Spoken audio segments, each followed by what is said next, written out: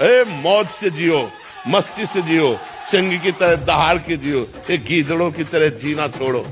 हे रोना धोना, ये दुख वो, ये तब तक बना रहेगा जब तक तुम भगवान से नहीं जुड़ते। और भगवान से जुड़े तो ताल ठोक कर माया को परास्त कर दोगे और निकल जाओगे इस माया से। तुम ये कामना किए बैठे हो कि मैं दूसरों की सेवा करता हूँ और दूसरे मेरी बात नहीं मानते, मेरी ये सेवा नहीं हुई। तुम उनसे सम्मान चाहते हो। हमने तुमको पानी पिलाया, तुम्हें प्रणाम करो, हमारी बात मानो, हमारे अनुकूल चलो। इसे सेवा थोड़ी कहते हैं। सेवा कहते हैं नेकी कर दरिया में डाल। सेवा कर दी, अब तुम गाली भी दोगे तो हमें स्वीकार है। तुमने जल पी लिया, आनंद से तुम मस्त रहो, हमें गाली दोगे कोई परेशानी नहीं। इसे कहते सेवा। सेवा करके सामने वाले को झुकाने की बात आना, उसे सेवा नहीं कहते। पहली बात गलत हो आप, तभी आपके अंदर क्रोध आता है। यदि आप गलत नहीं होगे तो आपके अंदर क्रोध नहीं आएगा। दोष को खुद पकड़े हुए हो, दूसरों पे दोष देखते हो, कैसे सुधार होगा? बात समझो, यहाँ मुंह छुपरी बात नहीं होगी।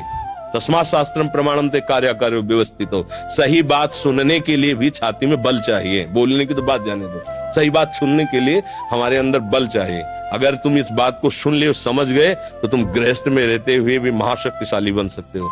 पर आज हम क्या है कि शक्ति खुद अपनी खो रहे हैं, इसीलिए क्रोधित हो रहे हैं। कमजोर क्रोधित होता है, बलवान क्षमावान होता है। बलवान क्रोधित नहीं होता है, कमजोर को क्रोध आता है, कामना युक्त को क्रोध आता है। हम दूसरे का हित कर रहे हैं, ये अहंकार है।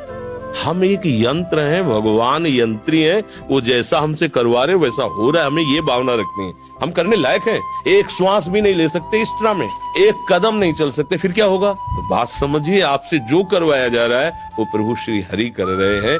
इसी भाव से जब हम चलेंगे तो हमारे कभी गुस्सा नहीं आएगा, कभी गुस्सा नहीं आएगा।